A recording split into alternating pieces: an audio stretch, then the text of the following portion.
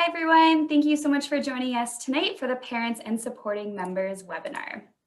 I'd first like to acknowledge that the University of Guelph resides in the land of the Between the Lakes Treaty Number 3, the territory of the Mississaugas of the Credit. This land is a part of the Dish with One Spoon, a covenant between Indigenous nations to live peaceably on the territories of the Great Lakes region. We recognize that this gathering place is home to many First Nations, Inuit, and Métis people, and acknowledging them reminds us of our responsibility to the land where we work and live. My name is Jessie Kennedy, and I have the position of Liaison Officer, Secondary School Recruitment for the University of Guelph. I'm a proud alumni, and I love sports. I actually work part-time as well in our athletics department as a sports info assistant. I grew up playing music. I played the violin and guitar, and my favorite meal at the University of Guelph has to be pizza from my favorite dining facility, Creelman Hall. I'm proud to be the host of your webinar series, where each week I talk about different topics to help you on your journey to becoming a Guelph Griffin. We've had webinars about admission plan, enhancing University of Guelph degree, City of Guelph, and if you've missed any of the previous webinars, you can head to our website and the recordings will be posted shortly for you and your family to enjoy. In terms of tonight's webinar, we will be introducing our guest speakers. And the great thing about this presentation tonight is that we're going to have the perspective of a student as well as a family member and how they navigated the process of going to university. If you have any questions throughout the presentation, please feel free to drop them in the Q&A, and my colleague Lauren will be able to respond to your questions. If there are any questions that you have for our guest speakers, we will address them at the end for our live Q&A. And at this time, I would like to introduce Maya. So Maya, please feel free to come on and introduce yourself to our audience tonight. Hi, everyone. My name is Maya, and I am the social media intern at the University of Guelph. I am also an alumni, a recent one. I just graduated back in April. So that's pretty exciting. I graduated from sociology. And I was a sociology ambassador during my time as a Griffin. I spoke at campus day, fall preview day, stuff like that. So I was at the booth speaking to students and parents. So I am definitely not new to the admissions team. And I am a cat mom to my little baby Suki, who is just sleeping on the bed over there. So yeah, that is everything about me. And I would like you to introduce, I would like to introduce you to my mom, Angie. So if Angie, you want to hop on. Hello. This is pretty cool being here. So yeah, I am Maya's mom. So we've been through this process already. I have a son who is in grade 11. So we will be going through this process again very soon. Welcome to my living room. And I look forward to talking to all of you tonight. Great. Thank you so much, Angie and Maya. I'm so excited for you to join tonight's webinar, and I look forward to hearing some more of your stories soon. And with that, let's get started. So I know that choosing a university in a normal year can be a big decision, and add in a global pandemic, and that can make things definitely a bit more challenging. And I'm hoping with this webinar tonight that we can just provide you with some stories and experiences to hopefully maybe provide some clarity as you go through this process. Everyone's stories and emotions will be a little bit different. There might be a student who's very excited about researching post-secondary and they're looking at all the different options, but maybe the parent or supporting member is feeling very anxious and confused because the process has drastically changed since when they were applying to school. And so I hope that tonight, by hearing from Angie and Maya, you can hear from their perspective, and it just provides a little bit more insight into what this journey is all about.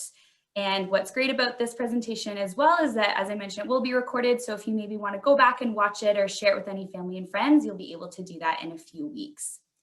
And Maya, so let's start with you. So bring us back to grade 12 when you were in high school and looking at universities and making that decision on where you wanted to start the research.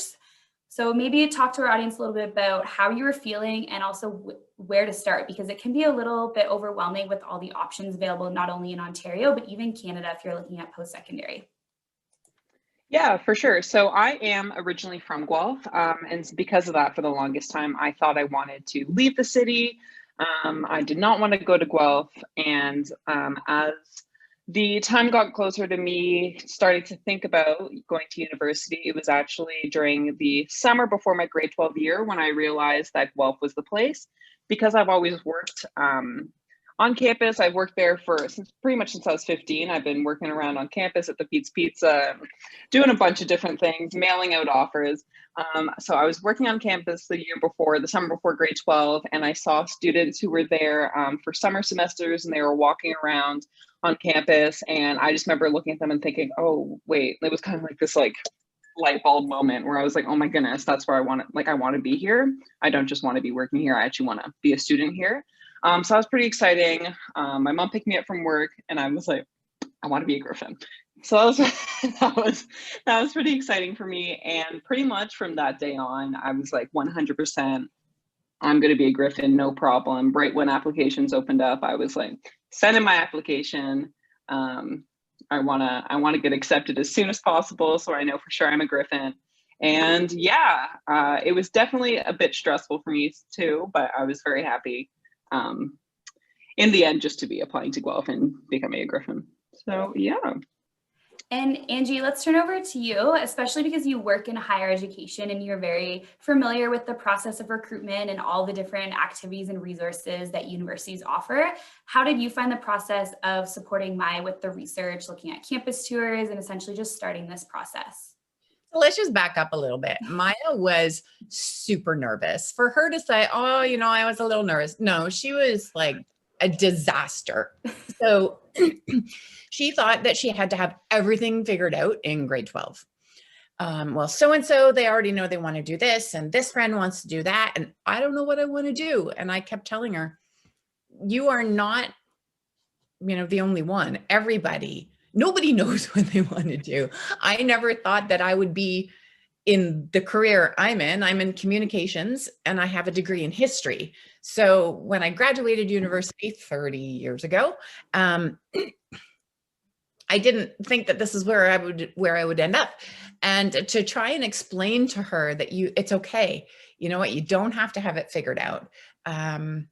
Was like banging my head against a wall, because she so badly wanted to know exactly what she wanted to do. And that was really adding a lot of stress. So yes, I work in higher education, so I am familiar with the process, but not familiar with the front end of the process and everything that like all the things that we had to do.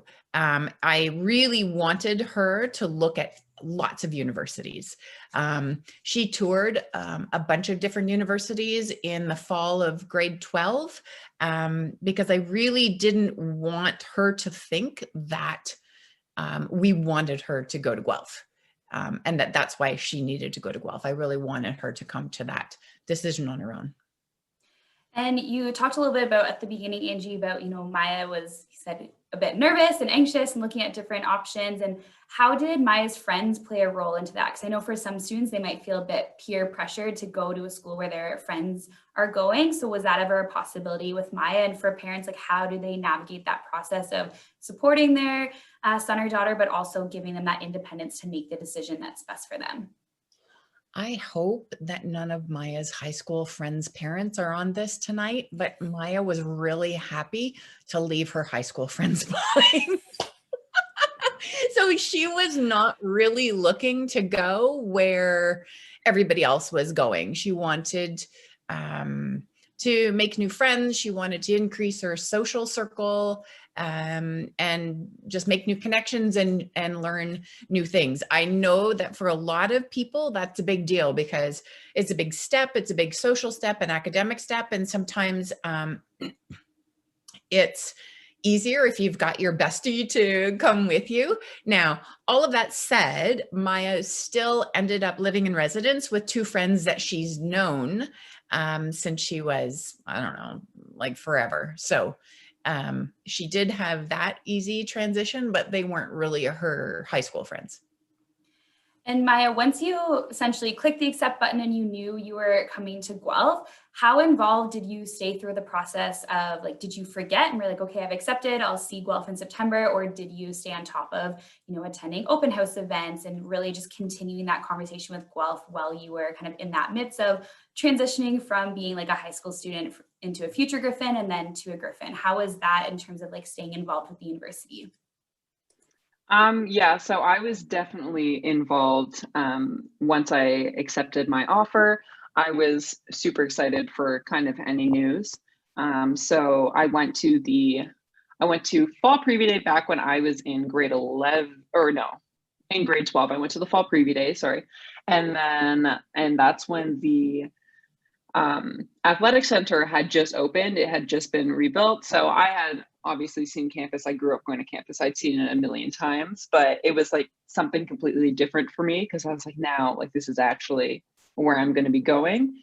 So I still went to fall preview day, and I still went to the campus day in March because that's when I knew that I wanted to be roommates with my two friends. So we went and we toured all the residences and stuff like that. So I was definitely still staying involved with the university once I knew I was accepted. It was just all the time, very excited. And when I was a few weeks before moving out to university, Mom took me to the residence that I knew I'd be staying in, and we just hung out and we stood up on the front steps of Lambton where my residence was. That was my residence, Lambton. And we sat out on the front and we were just talking, and it was just like super exciting to be like, oh my gosh, you're moving out next week. And look, we're sitting on the steps of this place. So I definitely always wanted to be on campus once I was accepted. I knew I was like, I got to move out. I got to tour every room. So yeah, I was definitely very involved.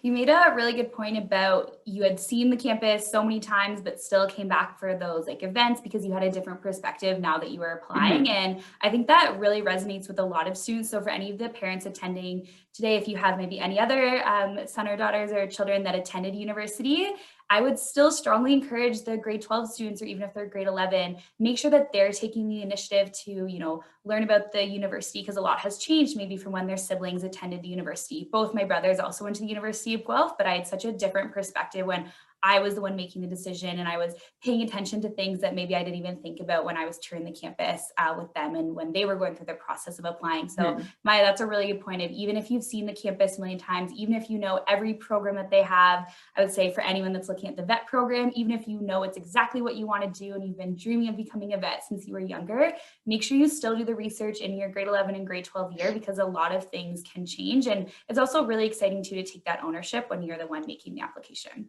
Mm-hmm. And yeah, can I add that? So when Maya moved out and moved into residence, one of the first things she said was, I don't even feel like I'm in the city of Guelph. Yeah, that's what I was going to say. I don't even feel like I'm on campus. I feel like I'm somewhere completely different. Yeah, it's such a, like, I almost find it's like a city within a city almost. Like, it's that's what I called it. Bubble. Yeah. Patent and pending. Maya, we'll start a tagline. But it's such a nice bubble. City within a city. Exactly. It's such a nice bubble, and there's so many things to do on campus, but then you still can obviously cross that line and go into the city of Guelph. And definitely a good plug for anyone to watch the recording that we did for the city webinar. It's a really important decision too when you're looking at post-secondary, because not only are you choosing a school for 4 years, but you're really choosing a new home. And that's a huge factor to look at, location-wise, look at, the types of restaurants, if you're a big foodie. And I think I can speak for Maya and Angie that we are all foodies on this call tonight. And make sure you look at the safety on campus, look at the support systems within the city. And definitely it's a big part of the decision as well. And for anyone eyeing the lovely Guelph Mom t-shirt that Angie's wearing, the bookstore has lots of options. So you can head to our website and they have lots of Griffin swag for all family members. Yeah, that picture's from my first week of first year. And I went and got that. I got that outfit for Mom and I. Like a match. Angie, what was your role around logistics? So looking at making sure deposits were made when tuition deadline, did Maya let you know about those deadlines, or did you have to kind of keep on top of her to make sure that she was having all of her affairs in order? So because the majority of things were being paid by her parents and not Maya. We wanted her to be aware of when the deadlines were, and so would transfer money to her and say, you need to pay this. Now, that said, as they, I don't know, I always need to have like things organized. And I had all the dates, I knew when things were, and I would just send it, just a reminder that your tuition deposit or your tuition is due tomorrow, but make sure that she did it. Yeah, definitely keeping students accountable and knowing that there's so many different deadlines, and say find whatever strategy works best for each family, because I know if I wouldn't have told my parents, it wouldn't have gotten paid on time. So just understanding the different dynamics and families and communication strategies is really important with some of those deadlines. And you have a photo of the congratulations book here. So we got that in the mail, obviously. I think Maya opened up the package, looked at the letter that said congratulations, and then tossed the rest of the stuff on the dining room table. And really, the book was for us to look at, and for me to educate myself. I'm not sure if Maya looked at it or not. Definitely encourage students. I know Maya and I have both worked in the mailroom and have stuffed offer packages. And if there's any advice we can share with anyone tonight, yes, it's exciting when you get your offer, but as I just said, please read it, because the amount of emails I will receive from students being like, I don't know where my Guelph ID number is. And it is like top right-hand corner of the letter. So it's important to keep those, because as much as they are exciting, they do have some very valuable information as well. And Angie, let's talk about move-in day. So how was that process? I remember for me, so I moved in, oh my gosh, 2013, 7 years ago. And I am very much like a rule follower. And the day did not start off well for me. My alarm did not go off, and my parents came downstairs, and it was like 10 minutes until we had to leave. There was time slots for residents move in, and I was one of the first ones, 8:30, and my hometown was about 2 hours away. So I did not have a good start. I was frustrated because I was like, I'm not gonna be able to straighten my hair now for move-in day, but we like had to make our time slot. And so it was a bit jumbled when we first were on the drive to Guelph.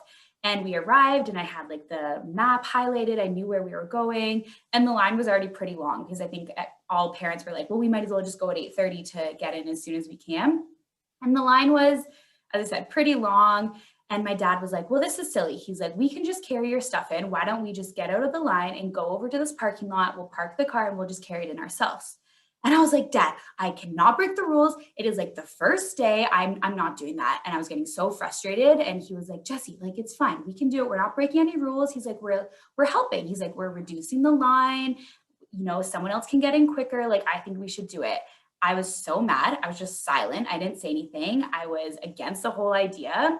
Granted, it probably was a great idea, because we got out of line, we parked. It probably took us 30 minutes between the three of us to move everything in. And my dad always jokes that if I wouldn't have said anything, we to this day would still probably be waiting in line to move my stuff into residence. And so I definitely did not have the best start to move-in day, but I do agree with him that it probably was the best process. But do you remember move-in day with Angie or with Maya? This is a great photo that we have on screen. I guess that would have been just over 4 or 5 years ago for move-in day for Maya. Pulling out of the driveway. So our dining room was full of all of her stuff for about a week before. So all the things that she was buying, like sheets and whatever, just kept getting put in the dining room. So move-in day was a lot different for Maya than it was for me. So in 1989, when I went to university, not Guelph, it was another one, there was a big sign on the front door of my residence that said, "Fathers, leave your daughters with us." And I was, it was not like that when we dropped Maya off. So it was all very organized, and they gave us fresh homemade brownies while we waited in line. And then when it came to your turn, you get out of the car, and by the time you get out of the car, all of these orientation volunteers have already emptied all of the luggage, and they're already taking it to your room. So it was easy, super easy. Yeah, I definitely still come to campus on move-in day just to have some of those brownies from hospitality. It's such an exciting time too to see all of our future Griffins moving in. And the next thing that I want to talk about is communication. And I hope you all appreciate the meme on screen. So it reads, "High school me, mom, stop calling me. I'm busy. Leave me alone." And then it says, "College me. Hi, mom, stop ignoring my calls. I know we FaceTimed 15 minutes ago, but I'm calling to let you know that it's raining here. I just drank an iced coffee. Okay, I'll call you back in 7 minutes." And for me, communication definitely varied with my parents in university. There was the first time that I did laundry, I completely messed it up and called my mom practically in tears because I didn't think I was ready for university. But then it was on the other end of the spectrum where, maybe I hadn't called home in a few days and my mom called me just to say hi, but she would call me at like 8:15 in the morning before my 8:30 class, and I'd be frustrated. I'd be running out the door and I would get a call from her and she would just like want to know what's up. But then I had to like step back and remind myself that she didn't know my class schedule. And so we had a conversation about, if you want to call me because my schedule varies so much. A good tip that we found was she would just send me a text and be like, "Hey, if you're free, give me a call," or "Can I call you in 15 minutes just to say hi?" And that was something that really helped us. And then I would always just do a bit of a better job, maybe just sending her a photo from class one day and just checking in a little bit more, because I had to remember that she didn't know my schedule. And so her calling to say hi, even though it was a bad time for me, like she didn't know that. So that was something that I had to navigate. Maya, what about you? How was communication style for you and your mom during university? So can I? That meme is us. Yeah, it's us. That is me. I call my mom all the time. Also, I don't even know if so my mom works in University of Guelph admissions. Yeah, so she works on campus. So I would, I know I was allowed to disclose that information. But anyways, she works on campus and at the university center. So every time all through my years at university, I would text her when I was in Brandon Plaza, which is right, you can see from her office window. And I would go like in the middle and I'd be by myself too. So I'd just be like the weirdo dancing in Brandon Plaza, or I'd be with my friends and they would all like kind of walk away. They would just keep walking and I'd just be like, "Hey, it's me." I used to stop by all the time. But I stayed in contact with my mom all the time. Also with my dad, if my mom wasn't in the office, I'd give him a call. I'd FaceTime him in between walking from class to class. So yeah, I'm just very close to my parents. So I stay in contact with them all the time. And yeah, I pretty much what she's describing really happened in her last year of university. I guess so. When I stopped caring. In her first year. She didn't do it. No, I didn't dance in my first year. I knew too many people on campus. I was too cool. I couldn't dance in Brandon. Okay. No. You were very busy and you had lots going on. I didn't hear from you as much in first year, especially in the first couple weeks. And I remember one time I looked out my office window and I saw Maya walking across to one of the classroom complexes with her knapsack. And I thought, oh, well, I guess she's doing okay. You can keep your tabs on her. I just remember the good things. I just remember texting my mom every day. I don't know.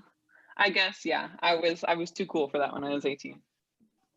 And I think, Maya, you raised a really good point that, like, I'm thinking back to my first year university self, and I would have been 18. And then when I graduated, I would have been 22. And a lot can change in 4 years, and a lot can change in terms of, like, even the transition from first year to second year. The amount of times I had to call my parents in second year asking like a house thing about like, how do I change a light bulb, or, how do I like looking at leases and we found a great house in university and during first year, but I still like had my parents drive down to make sure the lease was okay. And they like signed it helped me sign it. And so I think there's understanding too, that just because a communication style might be one way in first year, when they, first navigate that steps, it might also be once a student gets into like second, third, and fourth year, the demands and the needs change. And so that's, I think, something to really take into consideration. And also knowing that everyone plays a different role. Yeah, I guess that's go ahead. Oh, do you have something to add? Yeah, go ahead, Maya. Oh, sorry. I was just saying it for sure. It changed a lot in second year when suddenly I was living in that house, not in residence, because residence was just always friends around. I don't have time to text my parents. I have all my friends here. But then second year was more like, hi, how long do I cook this for? I think there's a quote of Maya's in one of our review books, and it said, I think Maya was like, residence is like living in a mansion with all of your friends. Yeah. Yeah, I said that.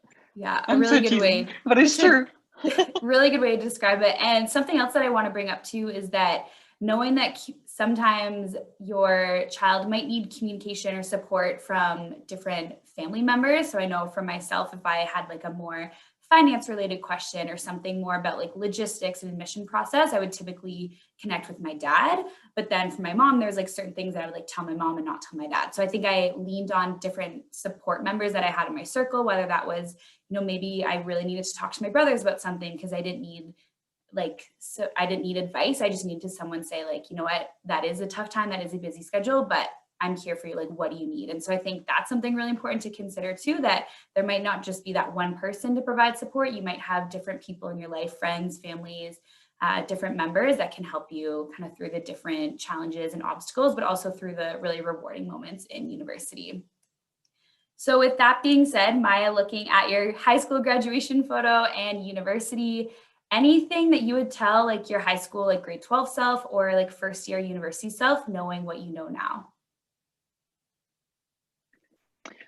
So definitely what Mom mentioned earlier, just kind of thinking I need to have everything figured out. Definitely that is not true because, you know, we're always going to be figuring our lives out. I'm still figuring my life out right now and I'm 21. So yeah, no, in high school, I thought all my friends knew what they wanted to do and they didn't. They were better at faking it than I was, I guess, because no one knows what they want to do. And I actually started in international development. And I decided it wasn't for me. So I switched. I had a minor and then I dropped that minor. I did a lot of big switches and I was super embarrassed by that when I was in first year. So when I was in high school, I was embarrassed because I didn't know what I wanted to do. And then when I was in first year, I was embarrassed because I was the only one of my friends dropping classes and switching programs and stuff like that. So I was super, super embarrassed by that, but really there's nothing to be embarrassed about. I remember like, I was in an econ class and then my friends were studying for the exam and they're like, why aren't you studying? And I was like, oh, I dropped that. I didn't even tell them because I was so embarrassed. But like, why would I put myself through economics if I don't need it? So, yeah, I would tell myself to just calm down. You're smart. You're going to figure it out. Stop freaking out so much because now look at me. Look at me in front of the UG sign with my graduation bouquet. Like I made it. So you guys will be okay. Angie, anything from your perspective, knowing kind of what you know now, and also I guess recognizing too that you have a son that will be looking at just maybe what he wants to do after high school as well. So anything that you have to share? I really want to reiterate just how unnecessary it was for Maya to be so stressed out and to just be so freaked out about not having it figured out. I think the degree that or the major that she chose and the minors that she chose them because they sounded good, not because it was something that she was interested in. And at this point, she didn't know what she was interested in. So her major was international development with an emphasis in business, economics, and economic development with a minor in French. And a minor like, in no way. And minor in marketing. And I had a double minor and an emphasis. So it sounded really, it's like super, she's got her stuff together. But really, at the end of the day, what I think all of us were really happy for was the flexibility that the University of Guelph offers in degree programs like the Bachelor of Arts and the Bachelor of Science, because we know that you're not going to have it figured out in grade 12. You can't possibly, because in grade 12, there's one biology, there's one English, there's one history, it might be two histories, but you get to university and there are 1,000 ways to study biology and 1,000 ways to study history or sociology or courses that you've never even heard of before. Because Maya switched her major and dropped her minor, she didn't fall behind, and she ended up graduating, studying something that she really enjoyed and graduating with it. So Make a really good point, Angie, about, the flexibility of the programs at the university. And I actually sat on a panel. The days are like non-existent to me. In the past, at some point, I don't know what date it is. I was on a panel and I was asked to speak on, I graduated from the applied science degree. I did a major in child studies. And I think there was 20 alumni on the call, and they each gave us a few minutes to talk about, what we loved about the program and what we're in now. And I was the second person to speak. And I think they like saw my background and they were like, oh my goodness, like Jessie must be like a huge Guelph fan. And I had to explain like, oh, like I work at the university in recruitment, and I was the only one out of those alumni who was not in something directly related to my field. And I think it was so interesting for the audience to hear, like they heard from someone who is doing their master's in speech and language pathology, occupational therapy, someone works at Kids Ability, and it was related to what they studied in university. And I talked about the transferable skill set that I developed in university, and I'm in an incredible job where I've had the opportunity in a non-COVID year to travel across Canada and meet with students. My presentation skills, communication skills, like I have learned so much through these positions and the team that I work with and the dynamic personalities. And I love working at the university. I live full time in the city of Guelph now. And just, I really reiterated to them that your degree is important in the academics, but it's so much more than that when you're in university. It's about, developing your resume, both in a personal and professional way. It's about networking. It's about making connections.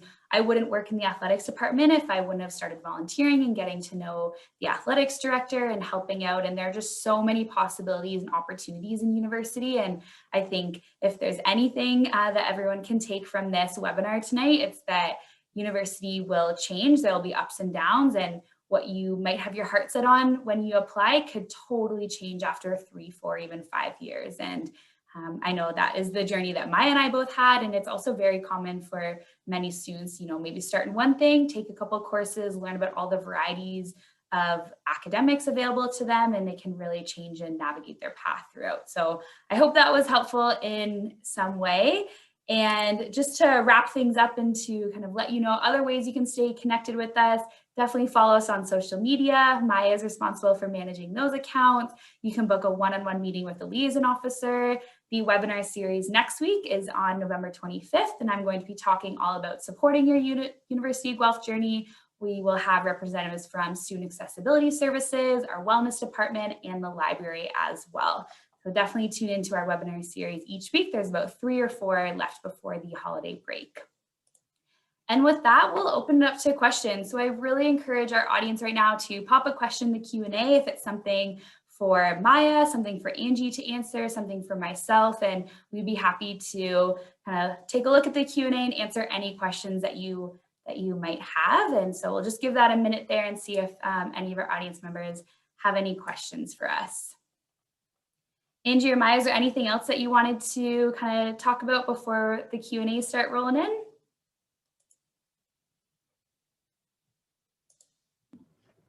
Probably.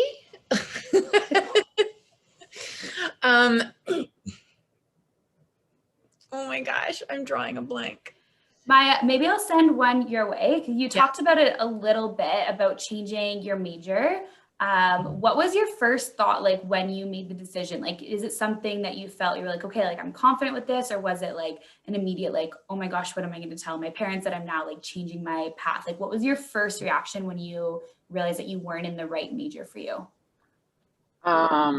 It was after midterm did not go well, and then I cried in my room and texted my mom at like 2 a.m. like, oh my God, like thinking I'm like this complete disappointment because I had to switch major, where I was thinking like this program isn't right for me. But obviously I have an amazing supportive mom, so that was no problem. But I switched into sociology. So I didn't switch right away. I just took the intro to Soc course in my second semester. And then I did really well in the course, and I got along well with the prof. I talked to her all the time. I was like, I'm thinking of switching into the program. So she was super excited about that. And then I was super excited because she was an amazing prof. So then after I did well in that course, I was like, okay, for sure I'm switching. So I switched in my second semester. And yeah, I just loved sociology. I was really close to all the professors. That was always really important to me. And I didn't really have that feeling in the program I was in before. I just didn't really feel like I fit in. So right away when I took the Intro to Social class and I realized that this professor was really talkative, and that's kind of what everyone kind of knows, that that's like art professors, they're always really talkative and funny and all that. So yeah, no, I just kind of knew that it was definitely the program for me, because that's just the kind of person that I am. And I don't know if I answered that correctly, but yeah. Yeah, so I see there's a question here. So someone's asking, what supports are available if someone is struggling on figuring out what to do? So that's a great question. I think kind of a piece of advice that I share with students is look at the courses that you're taking right now in high school, because right away that will also affect, this is like the admission Jessie coming out, but that will affect what courses and what programs you'll be able to apply to from university. So if you're not taking maybe like science or math courses, then that pretty much eliminates like a Bachelor of Science program, engineering, or computing. And then the next thing I would say is to look at the course calendar for maybe a degree that you might be interested in studying. Like I know when I saw Bachelor of Applied Science, I was like, what does that mean? What kind of courses is that? So a great thing is looking at the course calendar, and you can see the types of classes throughout all 4 years, and you can see actually a course description.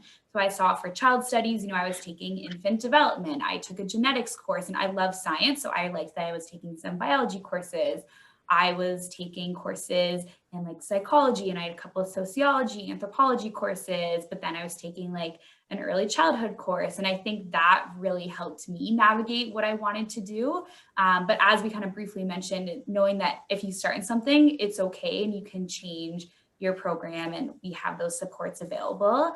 There are lots of courses that are available to students who aren't in that program. So Maya took a family relations course, family relations and human development. I remember that one. And I know the person asked about supports. So coming into university, you have to decide, okay, do I want sciences or do I want arts? And then maybe you're not really sure. So you do like Maya, and you pick the one that has the longest name. And so then you try it out. And when you get here, decide if you like it.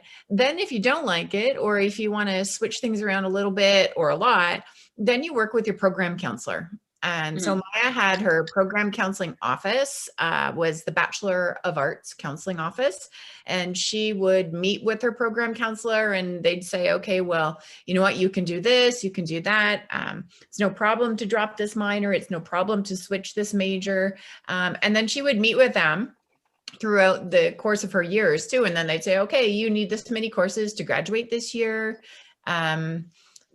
There are also faculty advisors that might help you, professors, if you like how Maya took a sociology course and really liked the prof and talked to the prof about it. And the prof told her more about what sociology was about. And so then that helped Maya. I think this is what I really like about Guelph, is just how helpful and how open and approachable everybody is. And I would tell this to Maya too. It does not matter if you don't know what you want to do in high school. On our student information system, there is a screen called Changed Mind, which means we know that students are going to change their mind. So we are here, the university is here to really help you get through and make the best choices. You're not locked into anything. And also really quickly, if you want to chat with someone now, we have UniBuddy. So you can always go onto our UniBuddy and talk to current students. So if you're interested in a program, you can go into our UniBuddy and talk to students who are in the programs that you are interested in. So you can ask all the questions there. And then if you don't want to be chatting with staff, if you're not comfortable with that, then you can always just talk to a student who's a year older than you or whatever, and you'll get the full answer you're looking for. Yeah, thanks, Maya. That's such a great resource that we have. And it's almost like a texting platform. So it's a great resource to use. And also experiential learning is something for me that really helped me navigate. It's funny that I say this. I find sometimes it's almost beneficial to have like a co-op or a placement that assures you that it's something you don't want to do. I honestly think that is just as valuable sometimes, because you really get to be in the workforce, you get to be in the industry and see if it's the right fit. I did a placement in Guelph with Family Counseling and Support Service. It was an incredible placement. I worked with a behavioral therapist. I was then hired after for a part-time position, but I realized it is the pathway that I do not want to go. But if I wasn't given that opportunity, I probably would have, applied to do my AB certification. And so I think having that focus on experiential learning is really important. And at Guelph, we have what's called the Student Volunteer Connections as well. So we have a great opportunity where you can meet with a peer helper and they can find you some volunteer positions to, within the community at the university and even in the city of Guelph. And those are great ways to help you also figure out kind of what career path you would be looking at. I see there's a question here about residents right now being limited to international students, and what about students coming from out of province? Are they not given priority as well, assuming COVID is an issue going into next year? So we do have a living and dining webinar coming up in a few weeks as well. And so I would encourage you to join that one to learn a little bit about residents. And we will have some of the staff members addressing what residence is like in a normal year, but we will talk about COVID as it definitely has an impact. Residence is very limited right now because we are committed to protecting the safety and the health of our staff and students.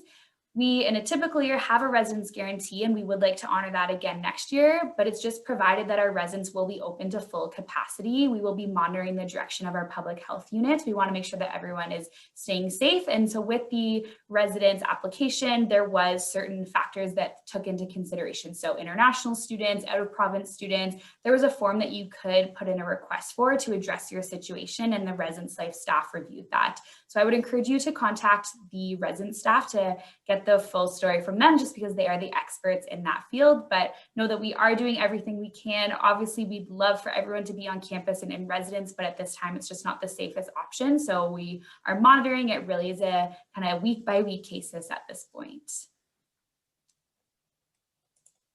And I see here someone's asking about trying to get a sense of our culture, differentiate between different universities. So if you had to sum up the culture or vibe, what would you say? Angie, do you want to start with that one? It looks like Maya's totally excited. Maya, you go. You start. I think that Guelph has a really awesome vibe to it that I think a lot of people love. What I really like about it, and what I loved about it when I was a student there, was the size of the campus. So one of the things when I was touring other campuses is I remember this one school said that what's so great about their campus is every time you leave your room, you'll see someone you know. And I was like, absolutely not, no thank you. I don't want to know everybody. So what I loved about Guelph was, even though I studied there for a few years, I still every year would meet someone new, and everyone was always really, really nice. I just think Guelph has this kind of really awesome vibe to it. The city itself has an amazing community culture that I love being a part of. And yeah, I just think that it is really just a welcoming place for everyone. It's really easy for everyone to find their place at the University of Guelph. There's so many, because we have so many students, there are so many different kinds of people.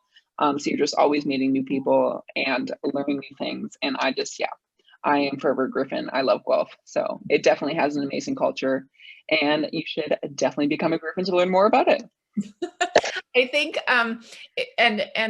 Daniel did say that, this is harder to differentiate and to really get a feel for what a campus is like, given our current state of reality.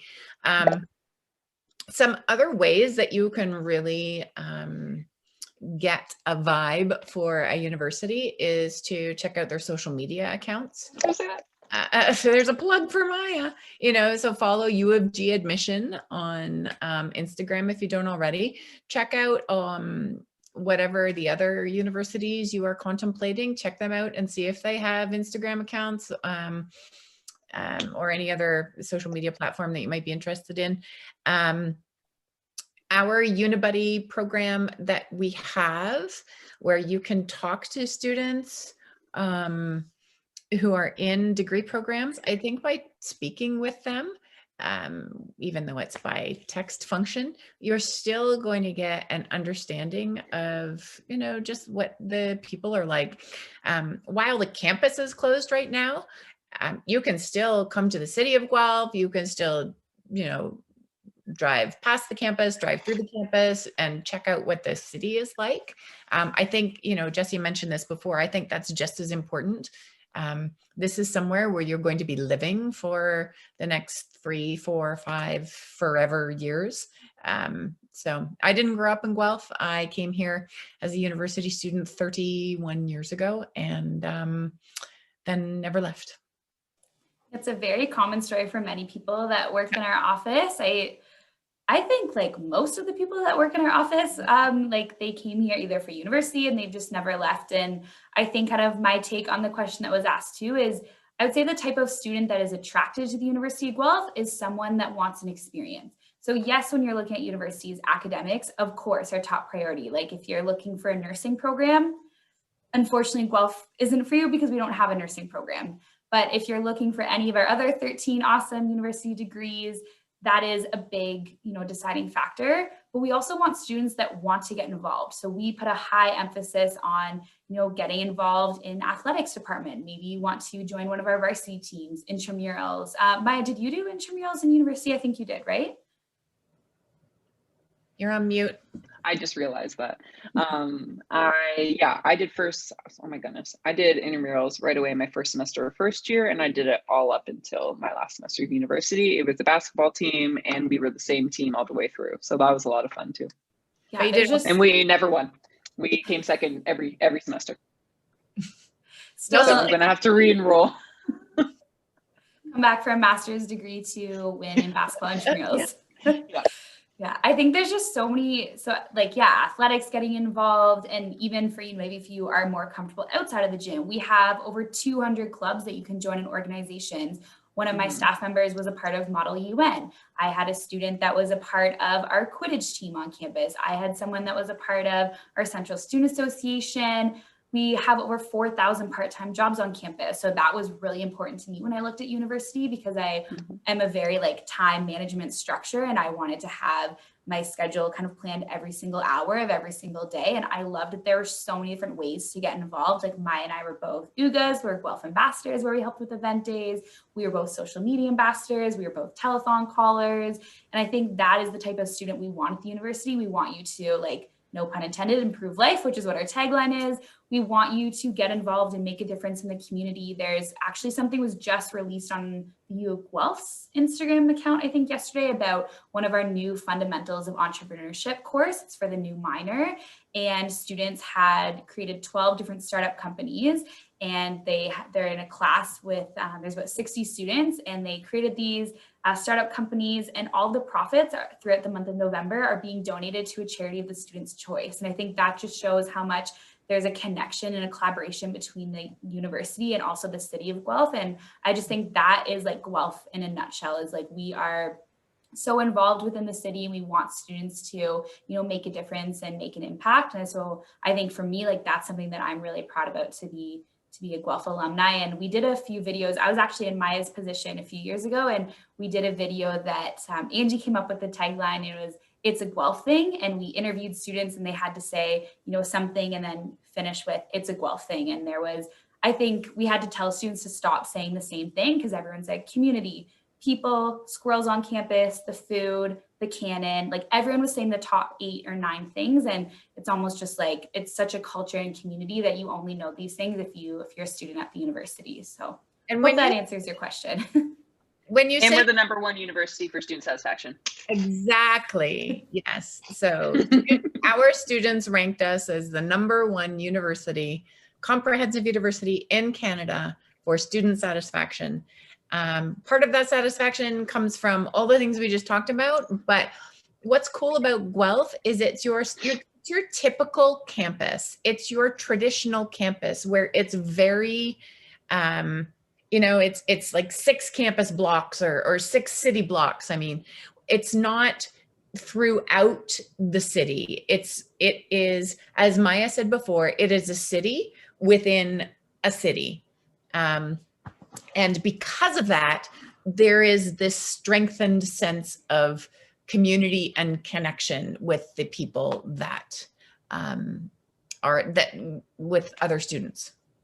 Yeah, and I think especially in these times, like as much as we're all missing campus, but we're all just missing the people in the community. And I know that's something that I definitely am missing for sure. Just that like going on campus and seeing someone that I maybe used to have a class with, or seeing a professor. And so I hope we can get back to that one day. And as Maya said, like UniBuddy is a great resource. There's also our YouTube channel has some awesome profile videos that you can watch and really just get a sense for the students that we have. See, there's a question here. Someone wants to know a little more information about the co-op programs and everything regarding the process and maybe some experience other students had. So I can definitely start talking about this one.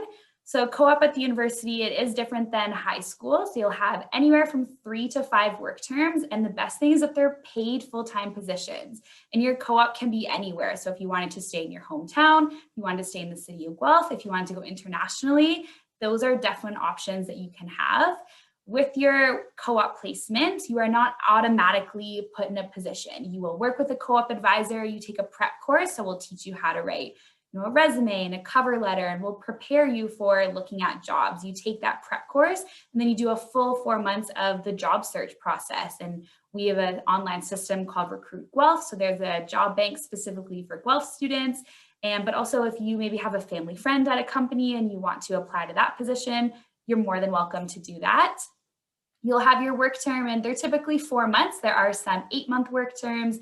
And it's just such a great way to network and gain experience in the industry. And as I talked a little bit about earlier, it almost is just as valuable maybe to find a co-op that great transferable skill set, great thing to add to your resume, but you realize it's not the pathway that you want to go into. Co-op will typically extend your degree 1 year. So you're looking at usually 5 years. And we strongly encourage you, if you're looking at a co-op option, apply right from high school.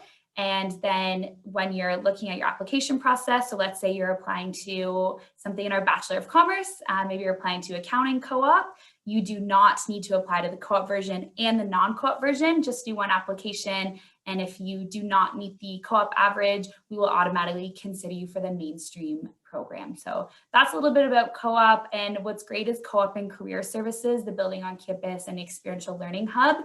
Even as a non-co-op student, you can still access a lot of those services. I would say Guelph takes a very proactive approach to helping students with jobs. We're not going to, teach you for 4 years and then in like second semester of your 4th year, be like, okay, like now let's look at job opportunities. And we're really going to start that from year 1. And we have like job fairs that you can attend. They did a lot of virtual ones this year because students are still needing to find jobs. So there was a lot of those that we offered. I definitely attended like a couple mock interviews. I got my resume looked at, and those are some great services that I access because even as a non-co-op student, we still want to make sure that we have those supports for you. I would say tune back into our webinar series. We had one a couple of weeks ago, and we had a co-op student join, and she talked about her experience. She's in an engineering program, and her name is Katrina, and she's also on UniBuddy. So definitely check out her profile. Great question. Doing co-op, would you recommend applying to college after university, or would co-op experience be good enough? Applying to college after university. I think, clarify if I'm not answering this right, but in terms of like, if you're applying to like college, like a 2-year diploma after university, we have lots of students that do that, and we can definitely like working with our office in terms of like, if you're looking at like transfer credit and everything, like the admission policy and process, we definitely have resources for that.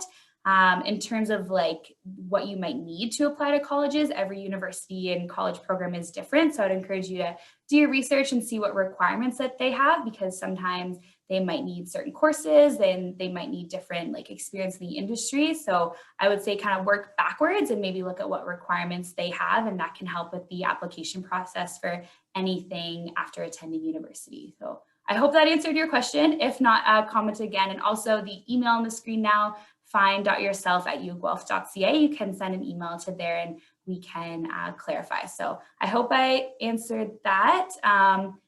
Angie, maybe do you want to, I'll kind of spin this question a little bit. Do you want to talk about, I know like for some parents, they say like, you have to find a co-op program. It's the only way to get experience. Do you maybe want to talk a little bit about that and how Maya didn't do a co-op program, but still got so much experience in university? Yeah, well, the great thing about co-op are all the things that you talked about, and it's for students who know exactly what they want to do, I think, right? Maya didn't really know what she wanted. So a student who wants to do mechanical engineering, there's co-op for that. They want to do environmental science, there's co-op for that. If they want to do accounting, there's co-op for that. There are a number of co-op programs within the Bachelor of Arts degree that Maya could have done. But, you know, she was still kind of feeling her way, which was totally fine. What she was able to do, you know, yeah, having co-op, you can make some money and you can gain some experience. But what students can do, Jessie, you mentioned this, is that there are more than 4,000 jobs on campus in all different areas. So that not only helps fund your education, but there's also a program called Work Study where you get paid to work in different areas on campus and gain experience. Not to mention there are, I don't know, like over 1,000 experiential learning opportunities that don't necessarily pay you as a co-op position, but they're giving you exactly what it says, experiential learning. Really what we were happy with the University of Guelph with Maya was the flexibility that it gave her in her grade 12 year and in her first year. And that even though she completely switched majors and, you know, did a complete change, she wasn't any farther behind. She didn't lose out. It didn't cost us extra money. It really is just the flexibility of it that was a really positive thing. Perfect. Thanks so much, Angie. And I think my brain has processed the question a little bit more. I think it's just the end of the day and I didn't really understand, but I think, so let me rechange my question or my answer to the question about co-op. But I think it really depends on what type of job you're looking at after university. I think, as Angie mentioned, there's so many different ways in terms of experiential learning and internships and practicums. We have those opportunities for you to get involved in university and start building your resume right from first year. But you might find that there's a program you want to apply to or a career that might require additional qualifications. So for example, if you want to be maybe go into like social work, we have great undergrads that can lead you to the master's program, but you need to do a master's degree to go into that field. But then there are some, you know, career paths that you just need experience and you can get that throughout university and co-op. So I apologize for the first time that I answered that question. I don't think I answered it correctly. So I hope that makes a little bit more sense, and know that there are so many supports that you can utilize at the university for any jobs that you're looking at. And I read an article the other day that was so interesting, and it was about how by the time, you know, people who were born in everything past 2000 are looking at university now, there are jobs that haven't even been created yet that they will go into after university. So there are so many job opportunities out there, and I hope that we were able to spark your interest a little bit about the University of Guelph today and show you everything that we can offer. And I think that is 7 o'clock right on the dot. So we will wrap things up. And as I mentioned, if you have any additional questions, please feel free to email us and also follow us on social media. And I hope you found this helpful. And a big thank you to Lauren for answering questions behind the scenes, and also to Maya and Angie. It was so great to hear your stories and experiences. So thank you so much for joining us tonight. Thank you so much, everybody. Good luck this year. Thanks so much, everyone. Have a great night.